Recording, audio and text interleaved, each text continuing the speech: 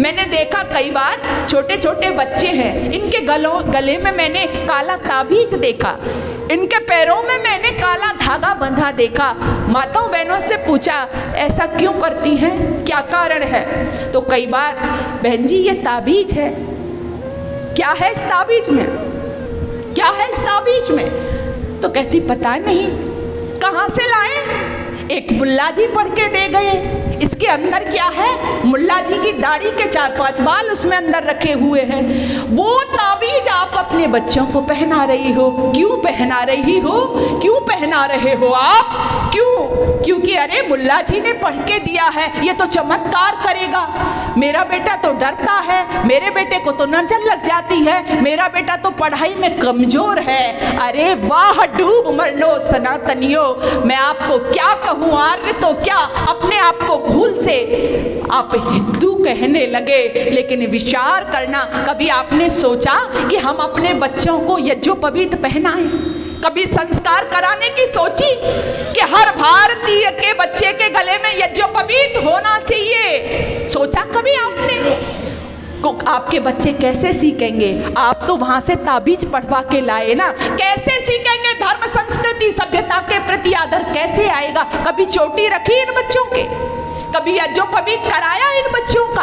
आपको पता है कभी सिखाया इन बच्चों का कि वो चोटी, वो यज्ञोपवीत जिसके लिए इस देश के अंदर छोटे छोटे बच्चों ने बलिदान दे दिया? हकीकत राय से यही तो कहा था कि चोटी उतार दे, कटवा ले, यज्ञोपवीत को उतार दे। लेकिन क्या कहता है 12 वर्ष का हकीकत राय? डराते हो आप मुझे आयुजान छोटी को, पर दूंगा नहीं चोटी को, मैं दूंगा नहीं चोटी को, मैं दूंगा नहीं चोटी को। यही तो कहा था। लेकिन बच्चों की गलती नहीं, हमने इनको सिखाया नहीं।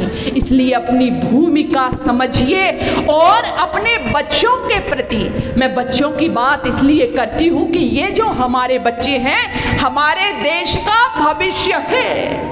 इनको हम जैसा बनाएंगे, जैसा सिखाएंगे, वैसा ही हमारे देश का भविष्य तैयार होगा। इसलिए आओ हम अपने घरों में अपने बच्चों को संस्कारित करना शुरू कर दें। आप संख्या पर मत जाइए, जितने लोग हैं मैं खुश हूँ, पर्याप्त हो। आप पूरी दुनिया को बदलने का जज्बा रखते हो, लेकिन हाँ सही अर्थों में आपके अंदर आर्यत्व होना चाहिए।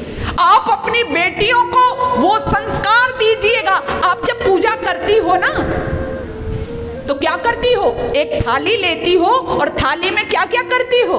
पूजा की थाली, कुमकुम रोली सजा करके जब चलती हो, आप अपनी बच्ची को भी, बेटी को भी वही पूजा की थाली जैसी बनाइए। और जब वो पूजा की थाली बनकर के आपकी बेटी संस्कारों के आभूषण से आभूषित होकर के जब दूसरे के घर में जाएगी, किसी की बहन बनेगी, किसी की बेटी बनेगी और दूसरे घर में जाकर के किसी की पत्नी बनेगी, किसी की माँ बनेगी, तो मेरा ये दावा है कि वैदिक संस्कृति की बेल अवश्य ही पल्लवित होगी। कोई रोक नहीं सकता है। बस कमी कहाँ है कि हम अपनी भूमिका से पीछे हट गए। इसलिए हमें अपनी भूमिका समझनी होगी।